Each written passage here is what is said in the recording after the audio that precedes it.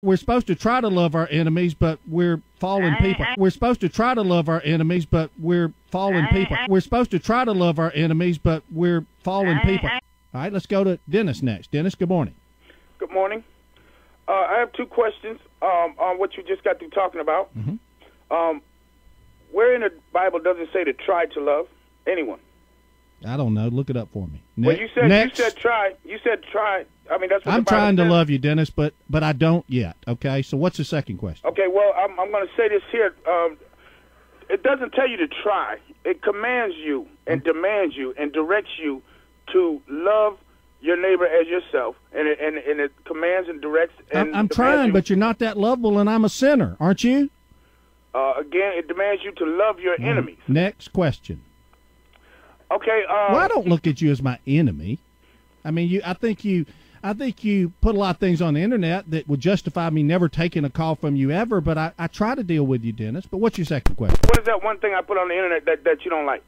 I don't know. You put things out on me. You probably are my unfan club.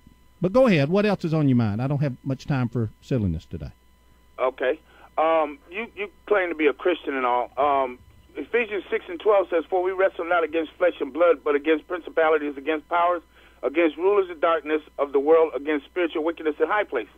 Now, knowing that guns are carnal weapons that are used for fighting flesh and blood, why is it that these Christian gun owners who want to fight for the right to own guns, why don't they get versed in fighting against the principalities, against powers and rulers of darkness? Dennis, do you know anything about the Second Amendment? I do know that the Second Amendment is part of the Bill of Rights, and I know it very well. Do you understand that we have man's law and things we deal with? We have God's law, but we have some issues dealing with man's law that we have to deal with on earth?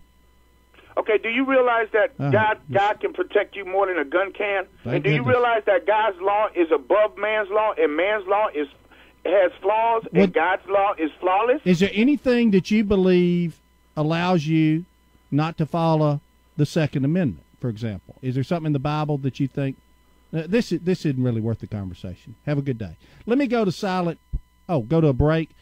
All right, before we go to a break, we'll come back with Brad and Silent Partner and others. We're supposed to try to love our enemies, but we're fallen people. We're supposed to try to love our enemies, but we're fallen people. We're supposed to try to love our enemies, but we're fallen people.